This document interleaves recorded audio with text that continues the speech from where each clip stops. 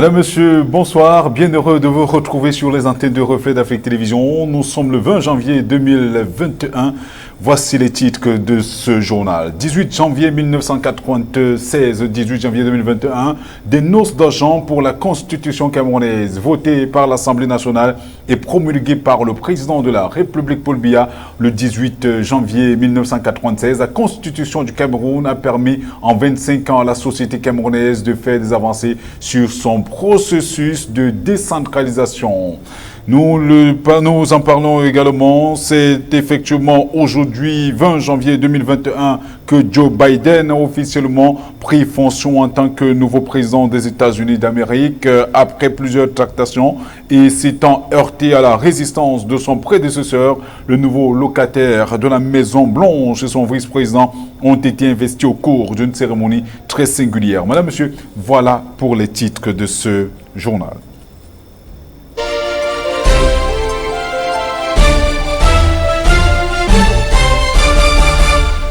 Nous le disions en titre, 18 janvier 1996, 18 janvier 2021, des noces d'argent pour la Constitution camerounaise, votée par l'Assemblée nationale et promulguée par le président de la République le 18 janvier 1996. La Constitution du Cameroun a permis en 25 ans à la société camerounaise de faire des avancées sur son processus de décentralisation. Carole Nokwa.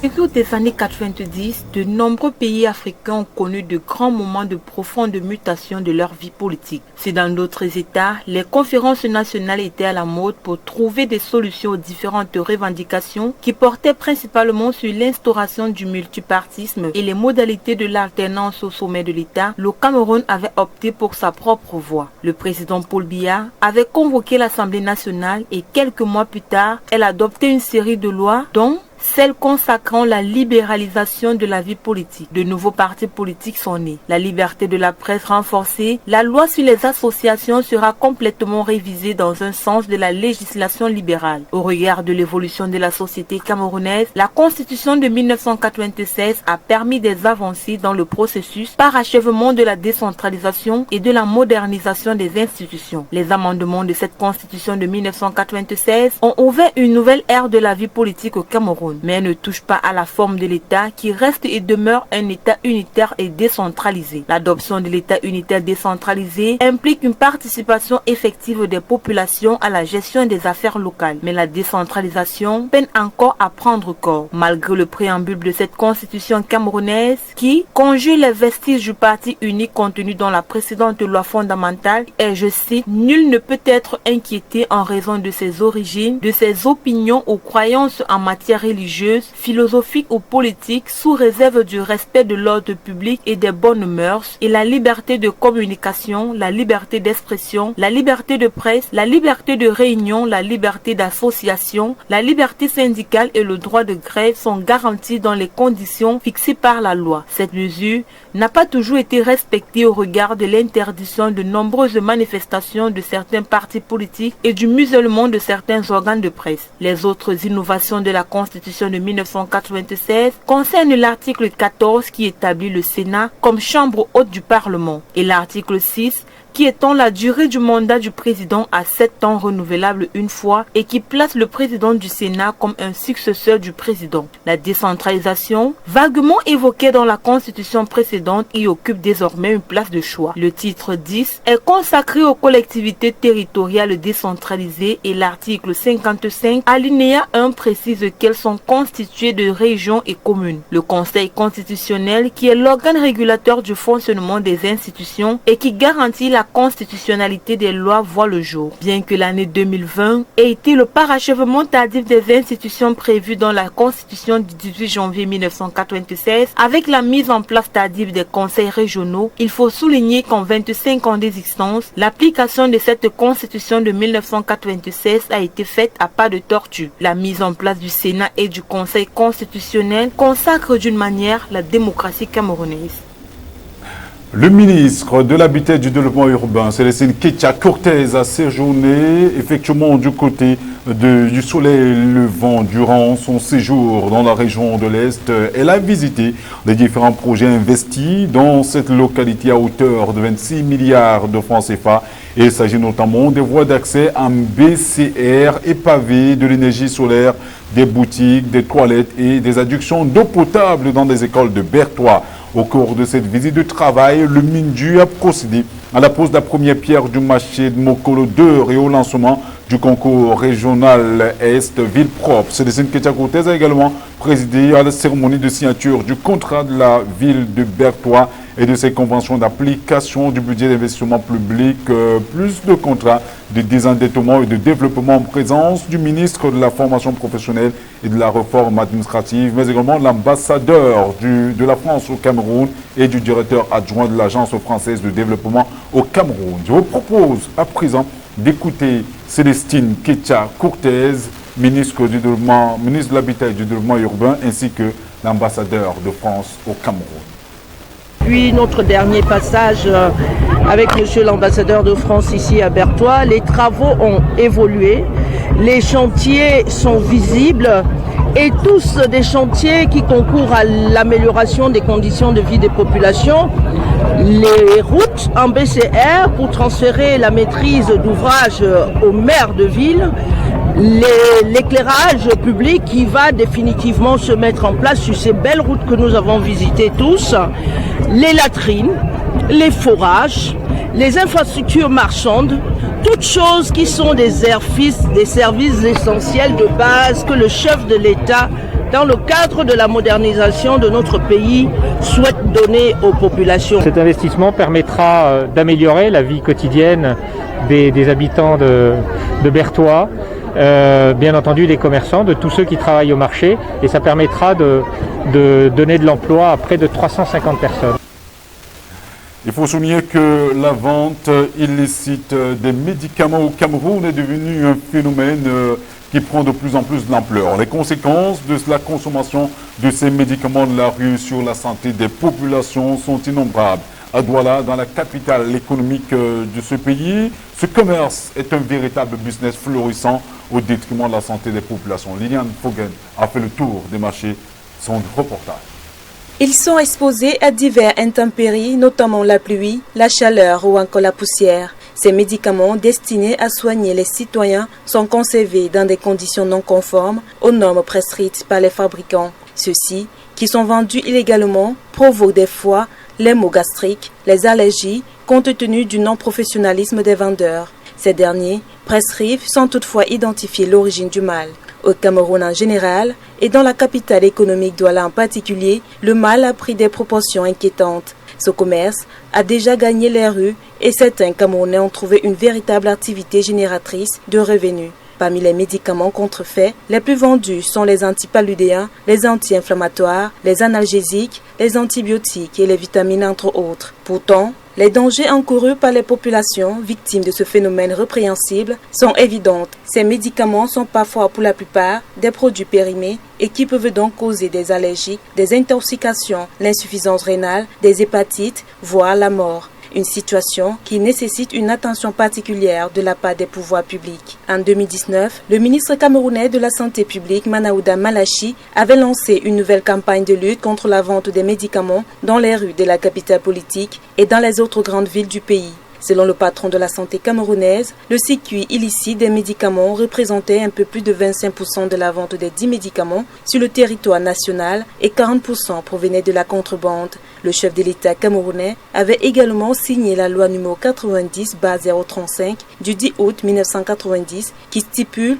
que tout délit, étalage ou distribution de médicaments est interdit sur la voie publique, dans les foires et marchés, à toute personne, même titulaire du diplôme de pharmacie. Malgré ces restrictions, l'activité continue de s'accroître au pays. Une campagne de plus pour lutter contre ce phénomène grandissant dans le pays sera-t-elle plus efficace que les précédentes opérations déjà menées par le gouvernement camerounais? Difficile de le dire, surtout que les vendeurs des médicaments de rue ne sont pas véritablement inquiétés par les pouvoirs publics. Néanmoins, il reste un défi majeur pour le nouveau bureau de l'Ordre national des pharmaciens élu il y a quelques jours à Yaoundé pour un mandat de 3 ans. Selon l'Organisation mondiale de la santé, la question des médicaments de la rue est un problème de pauvres parce que 50% de personnes en Afrique n'ont pas accès à la médication. Il faut rappeler que les médicaments de la rue provoquent chaque année la mort de plus de 100 000 personnes en Afrique. Il faut souligner que c'est un chantier assez titanesque qui reviendra effectivement l'Ordre national des pharmaciens du Cameroun qui s'est donné au nouveau bureau après plusieurs années de tergiversation. Le docteur Franck Nana a été porté par ses pairs de cette corporation citée samedi dernier à l'issue de l'Assemblée générale extraordinaire élective qui aura duré 27 heures à Yaoundé. Nous reviendrons sur cette importante actualité dans nos prochaines éditions. Dans le but de faciliter la vie des populations de la région de l'Est, Gaston Elundu Essoumba a présidé le 18 janvier 2021 à la cérémonie de lancement officiel des travaux de construction du pont sur le fleuve Lom à Touraké avec une longueur de 150 mètres. Cette infrastructure sera construite par l'entreprise Razel. Leslie Feba nous en dit plus. 9 milliards, c'est le montant total qui servira pour la construction des nouvelles infrastructures dans la localité de Touranké, située dans la région de l'Est Cameroun, pour faciliter la circulation des hommes et des biens. Ce projet a vu le jour après la signature d'une convention entre Electricity Development Corporation et le groupe Razel. Les travaux de ce grand chantier sont constitués de la construction d'un pont, d'un débarcadère, d'un parc à bétail et d'une route longue de 15 km entre Bétaré-Oya et Touranké, ont été officiellement amorcés le lundi 18 janvier 2021 par une cérémonie officielle de pose de la première pierre par le ministre de l'Eau et de l'Énergie Gaston Elundu Essoumba. Financé par l'Agence française de développement, ce projet commencera par l'aménagement du pont sur le fleuve Lom. Ce pont de Touranké est la bienvenue pour les populations qui avaient les difficultés dans l'évacuation de leurs produits issus de l'activité de pêche qui s'est développée autour du barrage dès sa mise en eau. Pour Electricity Development Corporation, la construction du pont de Touranké concourt à la mise en œuvre du plan de gestion environnementale et sociale du projet hydroélectrique de Lompanga. Ce projet a notamment permis la construction dans la région de l'Est d'un barrage d'une capacité de retenue de 6 milliards de mètres cubes pour réguler les débits en amont du fleuve Sanaga qui abrite 75% du potentiel hydroélectrique du Cameroun. Parmi ce projet, la construction d'une usine de pied d'une capacité de production de 30 MW a été intégrée pour résoudre l'épineux problème d'approvisionnement en énergie électrique que connaît la région de l'Est. Au mois de décembre 2020, soit le 31, les travaux affichaient un taux de réalisation de 9% de son taux d'exécution. Dos au mur, le président Lazarus Chakwera du Malawi a donné dimanche dernier des restrictions pour lutter contre la pandémie de la Covid-19 dans son pays, qui sont entrées en vigueur lundi dernier. Il a également présenté un projet de recrutement de personnel médical et d'ouverture d'hôpitaux de campagne. Leslie Feba revient sur cette actualité. La toute première restriction en vue de lutter contre la pandémie de la Covid-19 est entrée en vigueur au Malawi. Cette décision intervient après la flambée du nombre de cas de contamination dans ce pays qui a presque toujours été à l'abri de cette pandémie. L'annonce a été faite par le chef de l'État, passant outre une décision judiciaire ayant interdit jusque-là tout confinement. Contrairement à d'autres pays africains qui ont été contraints par ces pandémies à modifier leur mode de vie, ce pays de l'Afrique australe, quant à lui, n'avait pas encore connu de changement radical dû au fait que le haute cour du pays, faisant office de juge constitutionnel, avait bloqué une décision de confinement prise par le gouvernement, estimant insuffisantes les mesures prises pour compenser la perte des moyens d'existence de la population déjà très affaiblie par la pauvreté et dont la plupart des habitants travaillent de façon informelle.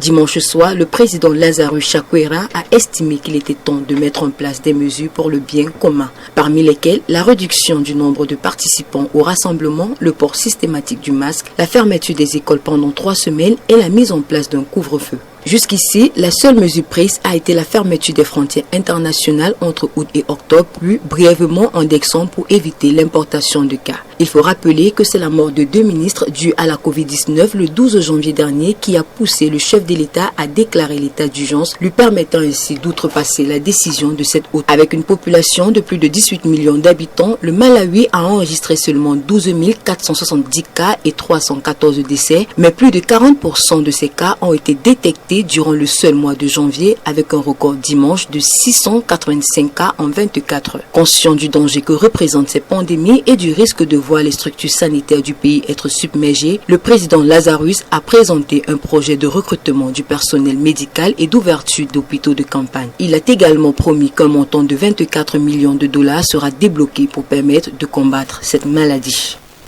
En République centrafricaine, malgré le verdict de la Cour constitutionnelle, l'opposition ne reconnaît pas la légitimité de l'élection ayant conduit Archange Touadéra à la tête de l'État.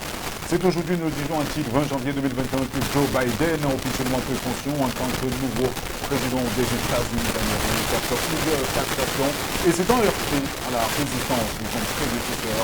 Le nouveau locataire de la Maison-Blanche et son vice-président ont été investis au cours d'une cérémonie très singulière. Thierry Macpherson. En République centrafricaine, la décision de la Cour constitutionnelle ne change rien à la situation politique du pays. La confirmation de la réélection du président sortant ne fait toujours pas l'unanimité. Elle a été une nouvelle fois rejetée par l'opposition qui a réaffirmé sa position hier mardi. La coalition de l'opposition ne reconnaît pas la réélection de Faustin-Archange Touadéra, déclaré vainqueur avec seulement 17% du corps électoral, et dénonce d'innombrables fraudes et irrégularités. Pour elle, les récentes élections présidentielles et législatives ne sont qu'une mascarade et ne reflètent nullement l'expression de la volonté du peuple centrafricain. La légitimité du président réélu est mise en cause par le faible taux de participation, un peu plus de 35% selon les chiffres de la Cour constitutionnelle.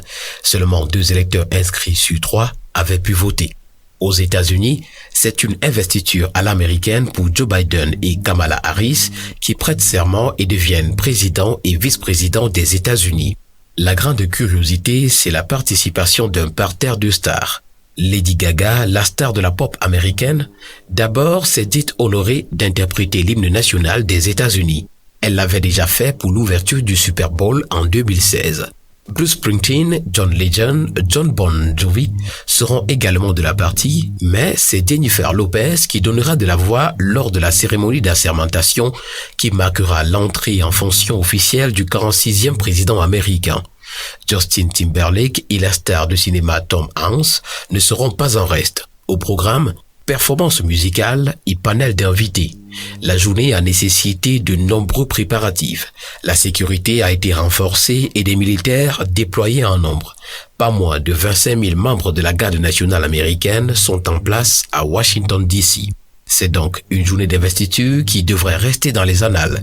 Un autre fait marquant, le président sortant Donald Trump a décidé de bouder l'investiture de son successeur Joe Biden. Voilà, nous reviendrons sur cette actualité dès notre édition du 13h demain sur Reflet d'Afrique Télévision. Depuis quelques jours, le Cameroun abrite le championnat d'Afrique des Nations, des spectateurs venus assister à des rencontres que la première journée au stade Omnisport Amadou Ahidjo de Yaoundé au stade de Japoma à Douala ont brillé par des comportements d'incivisme en laissant traîner des déchets dans des gradins et en posant des pieds sur des sièges. Carole Nukwa nous en dit plus. Ce sont des images honteuses qui font le tour des réseaux sociaux depuis dimanche soir. Le piétinement des sièges, la pose des pieds sur des accoudoirs et les dossiers, l'occupation anarchique des places et le dépôt des ordures sur des emplacements inappropriés sont autant de dérives relevées au stade de Japoma. Face à ces dérives longuement partagées sur les réseaux sociaux, le ministre des Sports et de l'Éducation physique et par ailleurs président du comité d'organisation de la Coupe d'Afrique des Nations, Narcisse Moelle-Combli siffle la fin de la récréation. compétition. Dans un communiqué signé le 18 janvier 2021, le ministre des Sports a donné un carton rouge à ces spectateurs qui font preuve d'incivisme dans les stades. Compte tenu de leur attitude à l'issue du match opposant la Libye au Niger, le ministre des Sports et de l'Éducation physique a rappelé à l'ensemble des spectateurs la nécessité de sauvegarder la qualité, l'intégrité et la propreté des infrastructures sportives qui constituent de belles et prestigieuses réalisations du président de la République, son Excellence Paul Biya, en faveur de la jeunesse camerounaise. Par la même occasion, il a interpellé les volontaires et les stadiers commis aux tâches de surveillance et de maintien de la discipline au sein des stades afin qu'ils soient davantage vigilants, attentifs et rigoureux en la matière à l'occasion des prochaines rencontres du championnat d'Afrique des Nations. Il a par ailleurs rappelé à tous l'impérieuse nécessité de respecter les mesures barrières contre la Covid-19, notamment le port du masque et la distanciation physique. Le ministre des Sports et de l'Éducation physique, président du COCAN 2020-2021, en appelle à la compréhension, au civisme, au patriotisme, au sens de la discipline et au respect des consignes de sûreté et de sécurité par les spectateurs admis dans les stades. Madame, Monsieur, c'est ici que nous mettons un terme à ce journal. Merci de l'avoir écouté. Nous disons également bonsoir tout à fait particulier à la communauté de sourds et de malentendants qui suit avec beaucoup d'intérêt toutes les sessions d'information sur Reflet d'Afrique Télévision, surtout les grandes éditions du 20h. Nous disons également merci à notre collaborateur Benjamin Boum, grâce à qui nous sommes en contact permanent avec cette partie de la population qui n'est pas, on a l'habitude de le dire, sur Reflet d'Afrique Télévision, ne sont pas des laissés pour compte. Grâce à lui, effectivement, ils ont la primeur de l'information continentale. Madame, Monsieur, retrouvons-nous demain quand il sera exactement 20h. Bonsoir.